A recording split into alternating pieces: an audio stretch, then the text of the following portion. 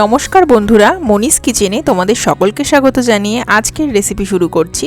মশালা chicken কাবাব। রেসিপিটি অবশ্যই and পর্যন্ত দেখো, আশা করি তোমাদের খুব ভালো লাগবে। আর রেসিপিটি বানানোর জন্য কি কি ইনগ্রেডিয়েন্টস লাগছে সেটা স্ক্রিনে লিখে দিয়ে দিচ্ছি, তোমরা চাইলে এখান থেকে সমস্ত কিছু দেখে নিতে পারো।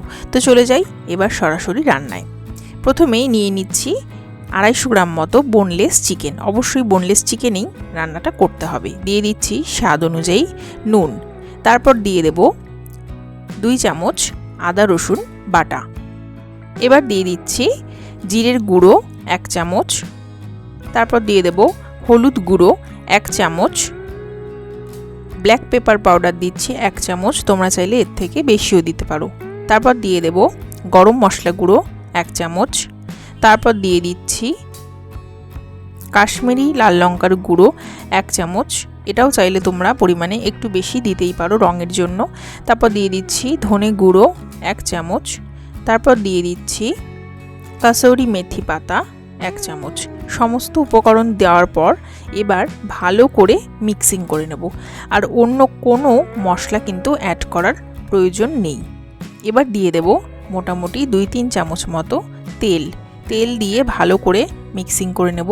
তেল দিলে মশলাটা ভালোভাবে আটকে থাকবে মাংসের গায়ে, ওই জন্য তেলটা দিয়ে ভালো করে মেখে রেখে দেবো 10 মিনিট মতো। 250 গ্রাম মাংসের জন্য এই পরিমাণ মশলা আমি ব্যবহার করেছি।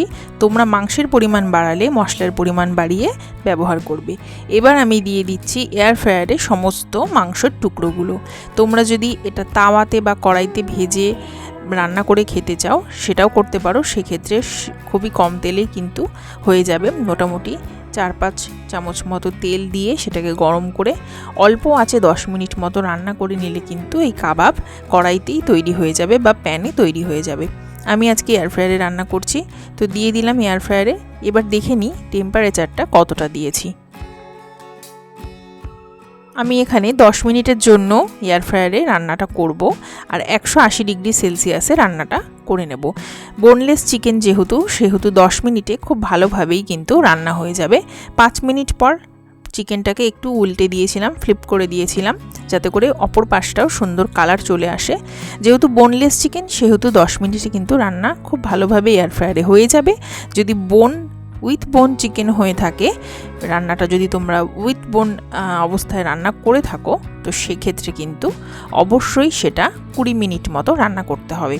আর চিকেনের সাইজ যদি বড় হয়ে থাকে, অর্থাৎ তন্দুরি পিস যদি হয়ে থাকে, তাহলে কিন্তু তোমাদের 30 মিনিট মতো রান্না করতে হবে। এটা আমি এয়ার ফ্রায়ারে রান্নার পরিমাণটা বললাম, কড়াইতে বা প্যানে কিন্তু সেটা বুঝে বুঝে করা যেতেই পারে। তো দেখতেই পাচ্ছ খুব সুন্দর টেন্ডার এবং জুসি কিন্তু হয়েছে। খুবই সুন্দরভাবে রান্নাটা হয়ে গেছে, একদম সহজ এবং খুবই টেস্টি। খুবই কম উপকরণে এবং ঝটপট তৈরি হয়ে যাওয়া এই রেসিপি কেমন লাগলো জানিও। সাবস্ক্রাইব করে পাশে থেকো, সবাই ভালো থেকো।